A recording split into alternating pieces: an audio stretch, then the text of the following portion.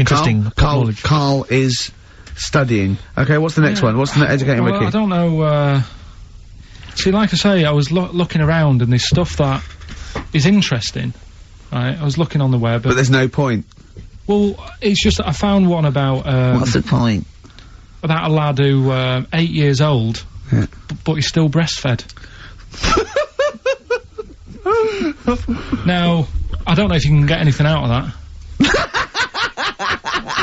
Is that what his mum said? So, what do you mean, I don't know if I can get anything out of that? You don't need to. No, it's just that, you know... Where did you read that? That was on the internet. Oh, well, yeah. You're always unspecific when you mention it. It's just it was on the internet. Well, I'm trying to think what I put in. I think I put in Y to see if I'd confuse the computer. Go! You are... No, I did honestly. I did a search, put in Y, and it came up with funny things that, like, why is this person doing that? Why is that? And it had a picture of this 8-year-old lad, sort of, you know, on his mum's nipple. And, it was saying, you know, is this healthy? You sure that wasn't asking you that question? What? I put in Y just to confuse the computer. Like, the computer go, what do you mean? Yeah. Stop it! Yeah. Oh, look, last week, I was walking, home with him, and I went, he was saying something stupid, and I went, I've got a competition for next week. Let's do a phone-in, and it's called Karl Pilkington, Genius or Fool. Yeah. Right? And he went, no. I went, why not? He went, well, it'd be confusing, because they say there's no difference between genius and being a fool.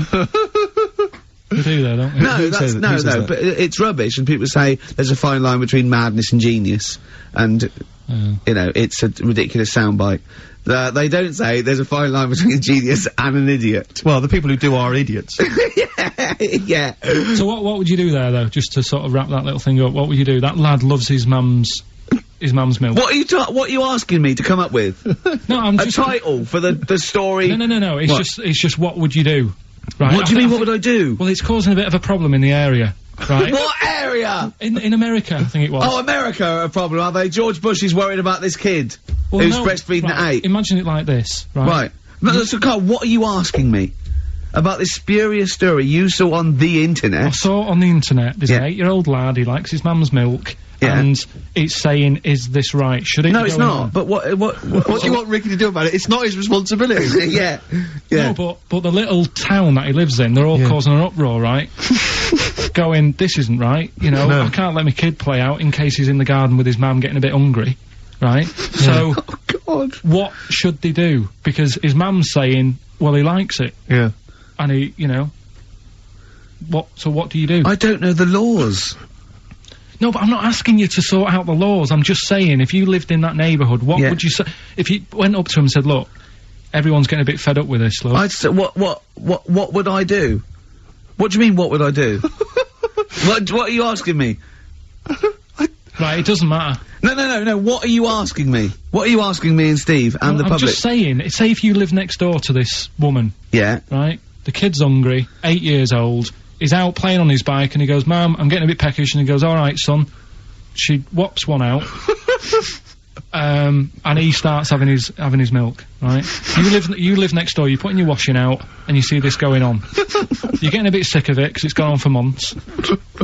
8 years, I see. Why is it your business? Why are you such a nosy neighbour that you're concerned? What would you do, Karl? Let's turn it back on him. Yeah. What would you do? What's your solution? What would you do? Well, I thought I'd say, right, why are you doing this? And she'd say, because he likes it. And I go, alright then, put it in a bowl first. And you think that would sort that out?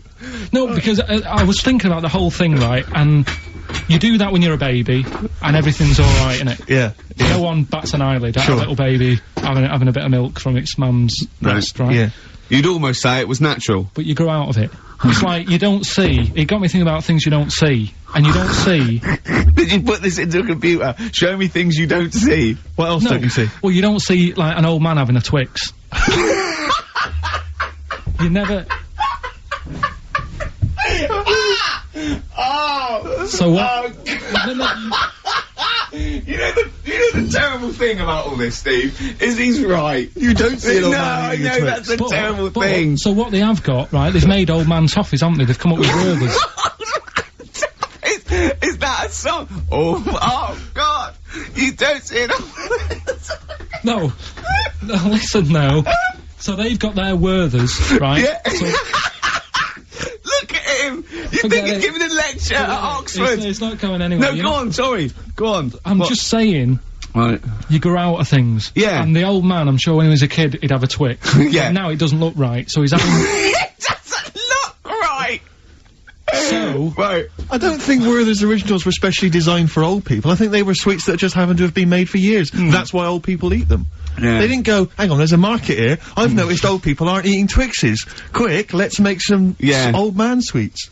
But the little advert, he gives it to his grandson as well, doesn't he? He goes, I have a Werther's original. Oh, I think it cuts though before he throws it back in his face and goes, get me a Twix. And a damn curly-whirly, Grandad, you old fool.